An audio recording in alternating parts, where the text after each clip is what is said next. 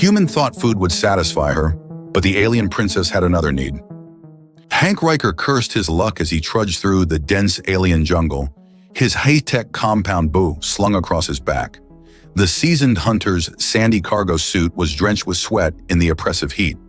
His latest expedition had gone sideways when a massive storm forced his ship down, leaving him stranded in this godforsaken stretch of wilderness. "At least I found shelter," he muttered, ducking into the entrance of an ancient cave complex he'd discovered.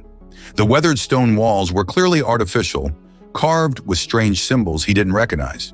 As he ventured deeper, the temperature dropped noticeably. "Who dares enter my sanctuary?" a melodious voice demanded from the shadows. Hank spun around, bow at the ready, to find himself face to face with a striking figure. A tall, green-skinned woman emerged into the light of his lamp, her long black hair flowing around her shoulders. She wore an ornate black and brown corset that accentuated her curves, paired with a short brown skirt. Despite her obvious beauty, her expression was one of haughty disdain. "I'm seeking shelter from the storm," Hank replied gruffly. "I mean no harm." "A human?" She looked him up and down with a mix of curiosity and contempt. "I am Princess Sora of House Emerald. This is my temporary residence." Hank barely suppressed an eye roll. Of course he had to be stuck with alien royalty. Growing up on the rough frontier world of New Vegas had taught him to distrust the privileged elite who lived in luxury while others struggled. Hank Riker, hunter and trader. He kept his introduction brief. "Storm's getting worse. We might be stuck here a while." "Wonderful," Sora said sarcastically. "Trapped in a cave with a primitive human commoner. Just what I needed." "Listen, princess," Hank growled. "I don't like this any more than you do. But unless you want to brave that storm alone, we're stuck together. So let's try to make this bearable." She turned away with a dismissive wave. "Just stay on your side of the cave, human. I've already claimed the better sleeping area near the thermal vents." "Wouldn't dream of invading your highness's space," he shot back. As night fell outside, they maintained an uneasy distance. Hank built a small fire while Sora lounged on cushions she'd apparently salvaged from her own crashed ship. The silence was broken only by the howling wind and occasional thunder. Hank studied her when she wasn't looking. Despite her attitude, there was something compelling about her. The way she carried herself spoke of both strength and grace. In those eyes, when they caught the firelight, they seemed to hold ancient mysteries. For her part, Sora found herself stealing glances at the human. His rugged features and powerful build were unlike the refined males of her court. There was an untamed quality about him that both irritated and intrigued her. Neither was willing to acknowledge the subtle tension building between them. For now they remained locked in their roles, the spoiled princess and the disdainful commoner. But as the storm raged on outside, both sensed this was only the beginning of their story. The next morning, Hank woke to find Princess Sora looking particularly miserable. She sat huddled near the dying embers of their fire, her proud posture notably diminished. "I haven't eaten proper food in days," she complained, not bothering with her usual haughty tone. "The emergency rations from my ship are inadequate." Hank shouldered his bow, seeing an opportunity to prove his worth. "I'll hunt something fresh. These jungles are teeming with game." "You do that?" Sora's emerald eyes widened with surprise, a hint of warmth creeping into her voice. "Don't read too much into it, princess. Can't have you fainting from hunger on my watch." As he prepared to leave, she called after him. "Be careful out there, human. The local predators are formidable." Hank paused, struck by the genuine concern in her voice. "Worried about me?" "Merely protecting my food source," she replied, but her slight smile betrayed her. The jungle proved challenging, but Hank's years of experience served him well. After several hours, he managed to bring down a creature resembling a large deer, with iridescent scales instead of fur. The meat would feed them for days. When he returned to the cave laden with his prize, he found the atmosphere had changed dramatically. Sarah had been busy in his absence. She'd arranged soft furs near the fire, creating a cozy sitting area. Several bioluminescent crystals cast a warm, intimate glow throughout the space. "Welcome back, Hunter," she purred, her voice carrying a new note he hadn't heard before. She'd let her hair down, the black waves cascading over her shoulders. Hank set down his kill, suddenly very aware of the charged atmosphere. "I brought food," I can see that, Sora rose gracefully, moving closer. But I find myself hungry for something else entirely. Her directness caught him off guard. Princess? Among my people, she interrupted. When a male demonstrates such competence, it's considered highly attractive. Her fingers traced the bow on his shoulder. And I've been watching you, Hank Riker. Your strength, your independence, your defiance of my status, it's quite intoxicating. Hank swallowed hard, his own attraction to her suddenly impossible to ignore. What about your royal protocols? Surely there are rules about… She laughed, the sound rich and musical. You humans and your quaint moral concerns. I'm a princess of House Emerald. I take what I desire. Her hand found his chest. And right now, I desire you. The tension between them had been building since their first meeting, but now it crackled like lightning. Hank found himself responding to her touch, his resistance crumbling. What about our differences? He managed to ask, even as his hands found her waist.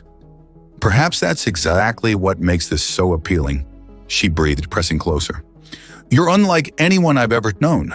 So raw, so real. Their first kiss was electric, a clash of worlds and cultures melting into pure sensation. The hunting trophy lay forgotten as they lost themselves in each other, the cave becoming their private sanctuary. Hours later, they lay entwined on the furs, their passionate encounter having broken down the last barriers between them. Sora traced patterns on Hank's chest, looking thoroughly satisfied. I must admit, she murmured, humans are full of surprises. Hank chuckled, running his fingers through her silken hair. And here I thought you just wanted dinner. Well, I got exactly what I was craving, she replied with a sultry smile, though perhaps we should cook that meat before it spoils. As they prepared their meal together, the previous tension had transformed into something else entirely, a comfortable intimacy neither had expected to find in this remote cave. You know, Sora said thoughtfully as they ate, my people have a saying, the greatest treasures are found in the most unexpected places. Hank smiled, understanding the double meaning. Your people might be onto something there, Princess. She playfully swatted his arm. I think, after what we've shared, you can call me Sora. Their laughter echoed through the cave, a sound of genuine joy, replacing their earlier antagonism. Neither could have predicted this outcome when they first met, but both felt the shift in their relationship like a fundamental change in the universe's alignment. The peaceful atmosphere of their cave sanctuary was shattered 3 days later by an otherworldly screech that echoed through the jungle. Hank bolted upright from where he'd been dozing beside Sora, his hunter's instincts instantly alert. Shadow stalkers, Sora whispered, her green skin paling slightly. They hunt in packs. Hank grabbed his bow, checking his remaining arrows. Tell me about them. Apex predators, they're drawn to strong emotional energy, she explained, pressing closer to him. Our activities may have attracted them. A knowing smile crossed Hank's face despite the danger. Their passionate encounters had indeed been generating quite a bit of emotional energy lately. The past few days had been a revelation for both of them. Their initial antagonism transformed into an intense physical and emotional connection that seemed to grow stronger by the hour. No regrets, though, he murmured, kissing her temple. None, she agreed, her hand finding his. But we need to prepare. They won't give up easily. They worked together to fortify the cave entrance, their movements now perfectly synchronized after days of increasing intimacy. Hank positioned himself near the entrance while Sora activated some emergency beacons from her crashed ship's survival kit. My people's technology might confuse them, she explained. They hunt primarily through sensing emotional energy, but the beacons emit similar frequencies. Hank nodded, impressed by her tactical thinking. You're full of surprises, Princess. I thought we were past title, she teased, then grew serious. I may have been raised in luxury, but House Emerald's daughters are trained in survival skills. We're not just decorative. The first Shadow Stalker appeared at dusk, a nightmarish combination of feline grace and insectoid features. Its crystalline hide reflected the dying sunlight, creating mesmerizing patterns that could hypnotize unwary prey. Hank's arrow struck true, but merely glanced off its armored hide. The creature's answering roar shook the very ground. Aim for the joints, Sora called out, wielding a makeshift spear fashioned from her ship's debris. Their armor is weakest there. Working in tandem, they managed to drive back the first wave of attacks. Hank's precise shots kept the creatures at bay, while Sora's knowledge of their weak points proved invaluable. Between skirmishes, they found moments of tender connection, their shared danger only intensifying their growing bond. During a lull in the attacks, Sora turned to Hank with an intense expression. "I need to tell you something," she said, her voice trembling slightly. "Among my people, when we form connections as strong as ours, there can be consequences." Hank lowered his bow, sensing the weight of her words. "What kind of consequences?" "Physical ones, biological ones." She placed a hand on her abdomen meaningfully. "My species is highly adaptable, compatible with many humanoid races, and when we find a mate whose strength calls to us..." Understanding dawned in Hank's eyes. "Are you saying..." "It's possible, even likely, given how frequently we've been together." A blush darkened her green cheeks. "My people don't require much time to conceive once we've chosen a worthy mate." Before Hank could respond, another screech split the air, closer this time. They sprang back into defensive positions, but something had changed between them. Each protective gesture, each coordinated movement now carried additional weight. As they fought off another wave of shadow stalkers, Hank found himself watching Sora with new eyes. The grace of her movements, the fierce intelligence in her strategies, the way she anticipated his actions. She was magnificent. The possibility that their passion might create new life didn't frighten him as it might have days ago. During a brief respite, he pulled her close. "Whatever happens, we face it together." She melted into his embrace. "You continue to surprise me, human. Most men might run from such news." "I'm not most men," he growled playfully, claiming her lips in a heated kiss. No," she agreed when they parted. "You're much more interesting." Their intimate moment was interrupted by a new sound, the distinctive whine of approaching spacecraft. Sora's emergency beacon had apparently attracted more than just predators. "That's a House Emerald search pattern," she said, recognizing the engine signature. "They've found us." Hank tensed, suddenly uncertain. Would their newfound connection survive contact with the outside world? Would her royal duties tear them apart? Sora sensed his concerns and pulled him down for another passionate kiss. "Don't worry, my fierce hunter. On my world, when a princess chooses her mate, not even the High Council can object, especially not when that mate has proven himself so thoroughly capable." The sound of ships grew louder as Hank grinned. "Thoroughly capable, huh?" "Indeed," she purred. "And I look forward to many more demonstrations of that capability." The House Emerald flagship descended majestically through the planet's atmosphere, its crystalline hull refracting sunlight in dazzling patterns. Hank stood at the cave entrance, bow still in hand, while Sora straightened her attire with practiced royal poise. "Ready for this?" he asked, noting how she'd maintained her warrior's stance despite resuming her regal bearing. "They're my people, but you're my chosen mate," she replied, intertwining her fingers with his. "On my world, that carries more weight than any political alliance."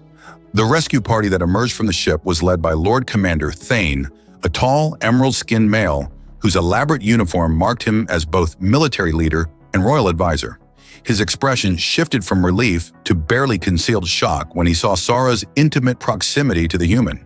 "Your Highness," he bowed deeply, "we've been searching for weeks. Your father, the king, has been beside himself with worry." "Rise, Lord Commander." Sora's voice carried the weight of authority Hank hadn't heard since their first meeting. "I trust you've brought proper transportation for both myself and my mate." The words hung in the air like a plasma charge about to detonate. Several guards exchanged uncomfortable glances, while Thane's face darkened several shades. "Your mate?" he managed to ask.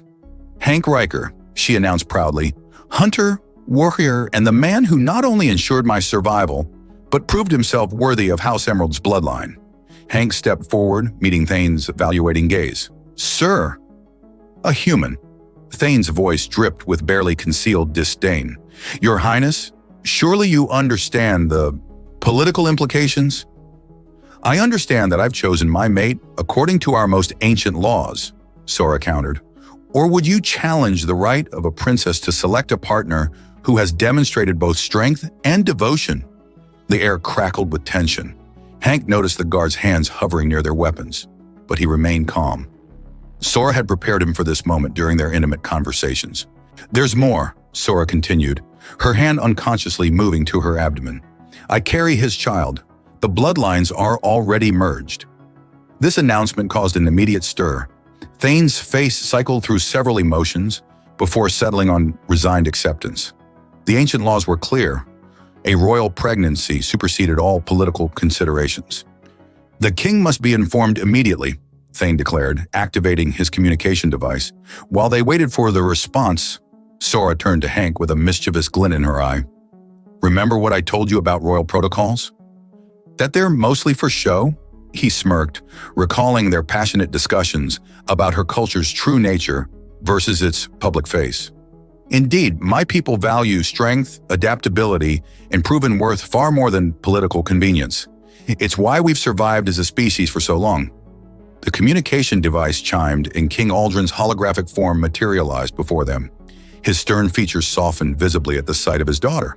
"Sora, my child," he began, then noticed Hank. "And this must be the human who's captured my daughter's heart. And apparently more."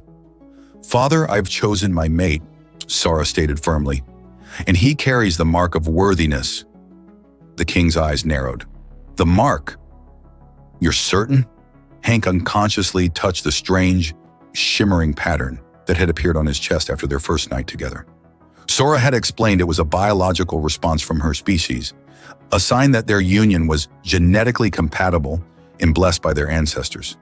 "Show him," Sora encouraged. Hank opened his shirt, revealing the intricate bioluminescent design. The king's eyes widened in genuine surprise. "By the ancient stars," he breathed, "it's been 3 generations since a royal mate has manifested the full pattern." He looked at Hank with new respect. "You understand what this means?" "That their union is blessed by the ancestors themselves," Thane interjected, his earlier disdain replaced by reverence. "The legends speak of such matches bringing great strength to our bloodline." The king's hologram nodded solemnly. "Prepare quarters for them both in the royal wing. We'll announce the union at tomorrow's celestial court." After the communication ended, the atmosphere shifted dramatically. The guards who had been eyeing Hank suspiciously now regarded him with something approaching awe. Thane himself offered a formal bow. "Forgive my earlier skepticism," he said. "The mark of worthiness cannot be faked or forced. It appears House Emerald's bloodline will be stronger for this union." As they boarded the flagship, Sora pulled Hank into a secluded alcove. "See, I told you they'd accept you." "You didn't mention I'd become some kind of legendary figure," he murmured, pulling her close. "Didn't I?" she teased. "Must have slipped my mind during all our physical discussions of cultural exchange." Their laughter echoed through the crystalline corridors, a sound of triumph and joy that spoke of adventures yet to come.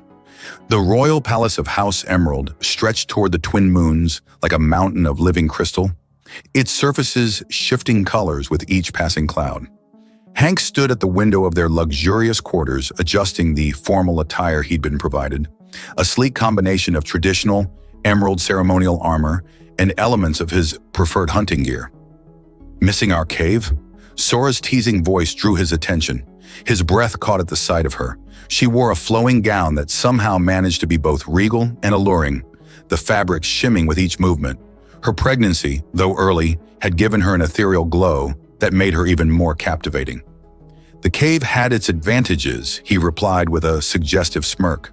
"Fewer interruptions?" "True," she purred, gliding closer.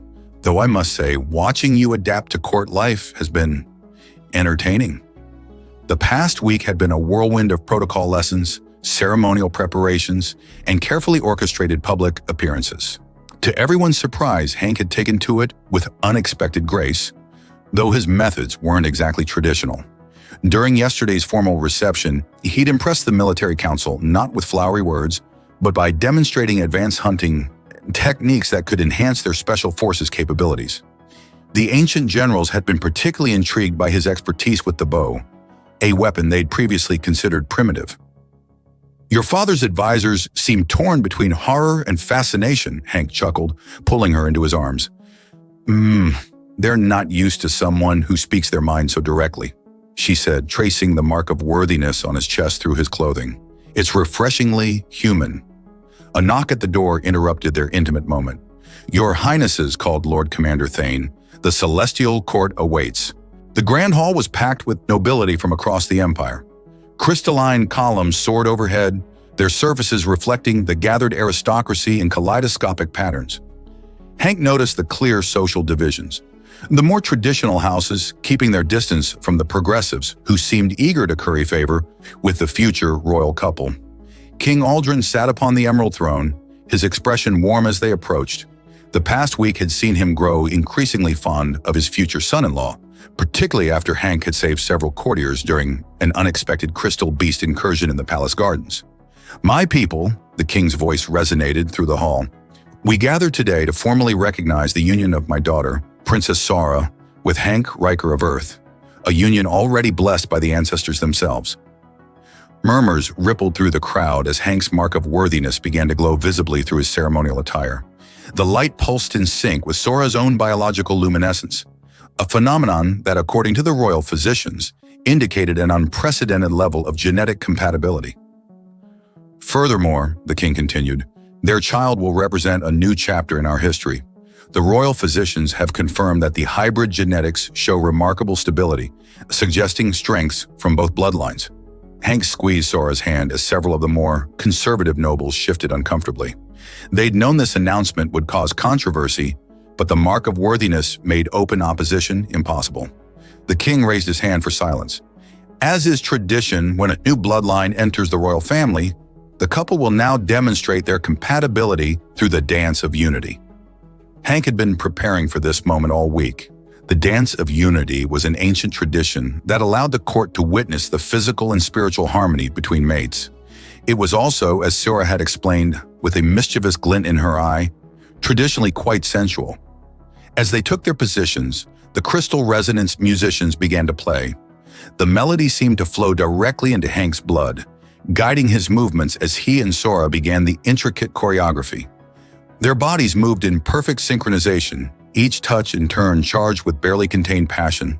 The traditional dance told the story of their relationship, from initial conflict through growing attraction to eventual union. As they moved, their biological luminescence created patterns in the air, painting their story in light for all to see. When the dance ended with them pressed close together, breathing heavily, the hall erupted in applause. Even the most conservative nobles couldn't deny the obvious depth of their connection. "The ancestors have spoken," the king declared. "Let any who would challenge this union speak now." The silence was absolute. Later, at the celebration feast, Sora and Hank found a moment of privacy in one of the crystal gardens. The moons cast their light through the crystalline flowers, creating an intimate atmosphere reminiscent of their cave. "You've won them over," Sora said proudly. "Though I suspect several of the noble houses are already plotting to arrange marriages with our future children." Hank laughed, pulling her closer. "They'll have to wait quite a while. First, we need to focus on this little one." His hand rested gently on her abdomen. "Speaking of which," she said with a sultry smile, "the physicians say that continued physical bonding is beneficial for hybrid pregnancies, something about maintaining genetic harmony." "Is that so?" Hank's eyes darkened with desire. "Well, far be it from me to argue with medical advice." Their laughter echoed through the crystal garden as they slipped away from the celebration, leaving the politics and plotting behind for more personal matters. The news of the first viable human emerald pregnancy spread across the galaxy like a supernova. 3 months after their official union ceremony, Hank and Sora found themselves at the center of an unprecedented diplomatic and scientific phenomenon. Their private quarters in the palace had become a peculiar blend of their two worlds. Hank's hunting trophies hung alongside priceless emerald artifacts, while medical monitoring crystals pulsed softly in harmony with Sora's growing life force. "The human delegation arrives tomorrow," Sora announced, lounging on their bed in a way that made Hank's pulse quicken despite their constant proximity. Her pregnancy had only enhanced her natural allure, adding a mysterious glow to her green skin. "Nervous?" He sat beside her, his hand automatically finding its way to her slightly rounded abdomen. "Should I be?" She captured his hand, bringing it to her lips. "I'm rather looking forward to meeting more humans. I find your species fascinating." "Just the species in general," he teased, leaning closer. "Well," she purred, "I must admit I've conducted some rather thorough research on one particular specimen." Their playful banter was interrupted by a chime from their communication crystal. The face of Dr. Fenn, the royal chief physician, materialized in the air. "Your Highnesses," the elderly emerald woman began, her expression excited. "Our latest scans show remarkable development. The child appears to be inheriting the best traits from both lineages, human adaptability and emerald biological enhancement capabilities." Hank listened intently as the doctor explained how their child's unique genetic structure might revolutionize understanding of cross-species compatibility. Sora's people had long believed in seeking strength through diversity, but successful hybridization had been rare. "The mark of worthiness appears to have facilitated perfect genetic harmony," Dr. Fenn continued. "It's as if your ancestral biology was waiting for exactly this combination." After the consultation, Sora turned to Hank with shining eyes. "Our child will be extraordinary." "Like their mother," he replied, pulling her close. Their moment of intimacy was interrupted by Lord Commander Thane's arrival, announcing the early appearance of the human diplomatic vessel. The Great Hall had been prepared for the historic meeting between species. King Aldrin sat upon the Emerald Throne, with Hank and Sora stationed at his right hand. The human delegation entered with appropriate ceremony, led by Earth's ambassador to the Galactic Council. "Welcome to House Emerald," the king intoned. "We are honored to host this historic occasion."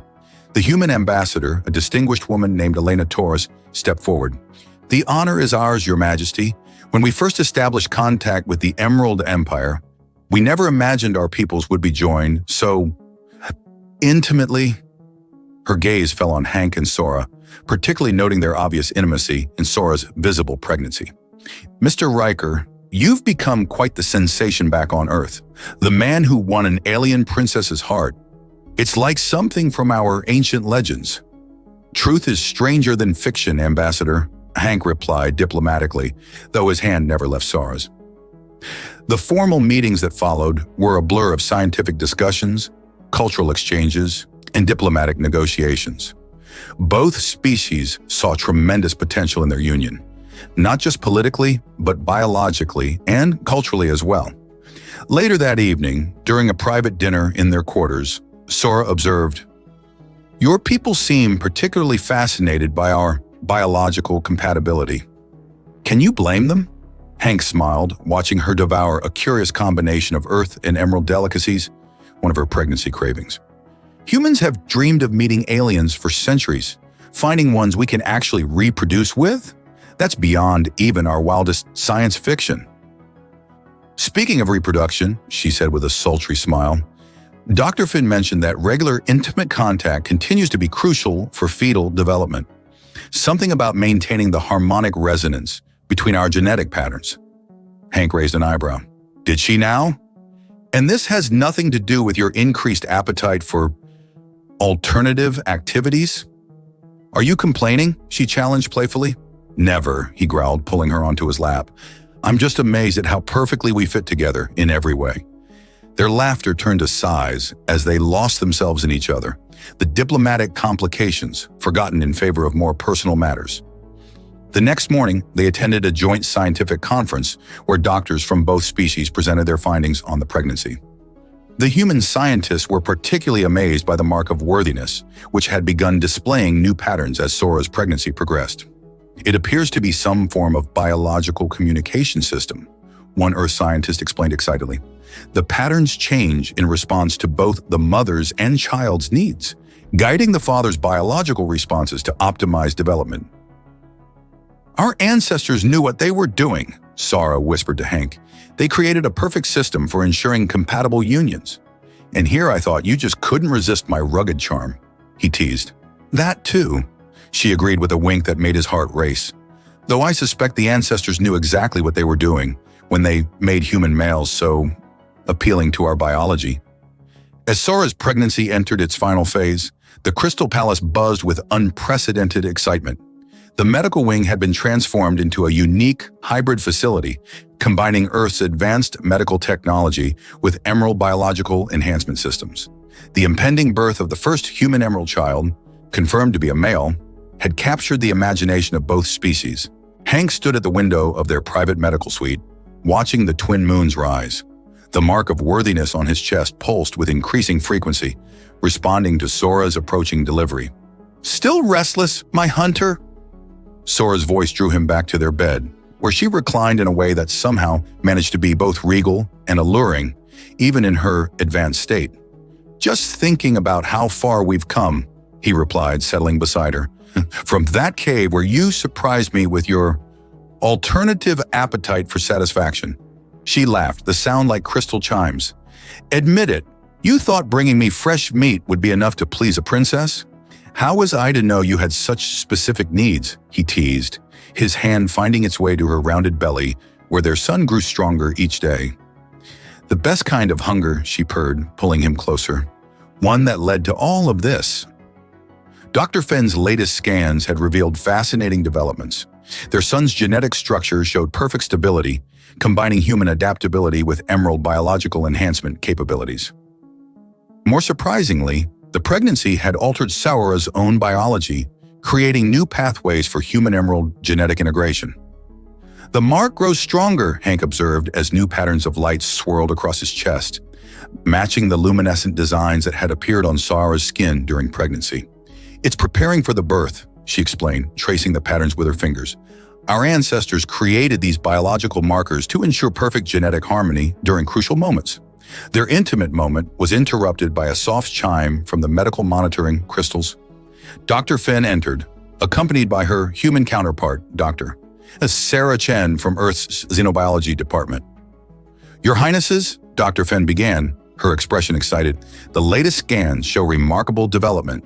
The prince's genetic structure is stabilizing in ways we never imagined possible. Dr. Chen nodded enthusiastically. The combination of human and emerald DNA has created something entirely new, yet perfectly viable. He'll have capabilities we can only begin to guess at. But he's healthy? Hank asked, his protective instincts flaring. Extraordinarily so, both doctors assured him. After the doctors left, Sora pulled Hank back into bed. Our son will be unique, like his father. And beautiful, like his mother, Hank added, kissing her forehead. Their peaceful moment was interrupted by Sora's sudden gasp. The medical crystals flared to life, their light synchronizing with the patterns on both parents' skin. It's time, she whispered, her eyes bright with excitement and anticipation. The next hours passed in a blur of activity. The birth itself was remarkable for how smoothly it proceeded. The biological compatibility markers ensuring perfect harmony between mother and child. Hank stayed by Sora's side throughout, their shared mark of worthiness pulsing in sync with each progression. Finally, their son made his appearance, a perfect blend of both worlds. His skin held a subtle green tint that seemed to shift in the light, while his human features showed clearly in his face. Most remarkably, his entire body was covered in delicate patterns similar to the mark of worthiness, but far more complex. He's magnificent, King Aldrin declared, having arrived moments after the birth. A true heir to both worlds. As Hank held his son for the first time, the infant's patterns synchronized with his own mark, creating a stunning light show that filled the medical suite. Sora watched them with tears of joy, her own luminescence joining the display. What shall we name him? Hank asked, carefully returning their son to Sora's arms. In our traditions, children of such unique destiny choose their own names when they come of age, she explained. Until then, he will be known as the first Prince of Unity. Later that night, as their son slept peacefully in his crystal cradle, Hank and Sora enjoyed a moment of private celebration. Thank you, he murmured against her hair. For what? For being hungry for more than just food that day in the cave, he teased. For seeing something worthy in a rough human hunter. I saw everything I needed in you, she replied, pulling him down for a passionate kiss. And I'm still hungry for more. Already? He laughed softly. The doctors did say maintaining our bond was important for the baby's development. Their laughter mingled with the soft pulse of their shared biological lights, a symphony of love and unity that promised to light the way forward for both their species. 5 years had passed since that fateful day in the cave when a hungry princess had desired more than mere sustenance. The Crystal Palace gardens bloomed with hybrid flowers, a testament to the successful blending of earth and emerald botanics, much like the family that now walked among them. Hank watched with pride as their son Adrian, the name he'd chosen for himself at a remarkably early age, demonstrated his unique abilities. The boy's skin shifted between human and emerald tones as he practiced controlling his biological luminescence, creating intricate patterns that danced through the air. He masters new abilities almost daily, Sarah observed, leaning into her husband's embrace. Her beauty had only grown over the years, enhanced by the permanent bond they shared. Just like his mother, Hank replied, pulling her closer. The mark of worthiness on his chest pulsed in response to her proximity, a reaction that hadn't diminished with time.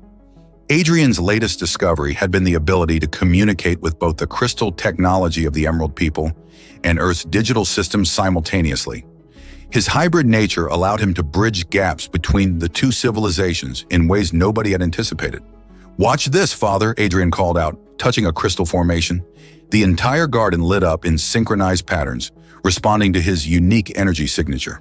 "Remarkable," Dr. Finn commented, approaching with her ever-present monitoring devices. "His control grows stronger each day." The elderly physician had become like family, her initial scientific interest evolving into genuine affection for the unique child she'd helped bring into the world. "The human scientists are particularly excited about his latest developments," she continued. "His ability to interface with both biological and digital systems could revolutionize interstellar communication." Hank grinned, remembering how it all began. And to think it all started because a certain princess had an appetite for more than just fresh-caught game. "I knew what I wanted," Sora purred, her fingers tracing his mark in a way that still sent shivers down his spine. "And I was right about you being worthy." Their moment was interrupted by Adrian's excited shout. He'd managed to create a three-dimensional hologram using nothing but his natural bioluminescence, a feat that should have been impossible. "He's going to change everything," Hank said proudly. "He already has," King Aldrin's voice came from behind them. The monarch had aged gracefully, his joy in his grandson evident in every interaction. "But perhaps not as much as you two did." He gestured to the garden's entrance, where several other human emerald couples walked together. Their success had indeed inspired others, though none had manifested the mark of worthiness quite as strongly as Hank. "Speaking of changes," Sora said with a mysterious smile, "I have news." Hank felt her excitement through their bond before she even spoke the words. "Another child?" She nodded, her luminescence brightening. "A daughter this time, according to Dr. Fenn. The scans show she'll have her own unique abilities." Hank swept her into his arms, their shared joy creating a light show that rivaled their son's demonstrations.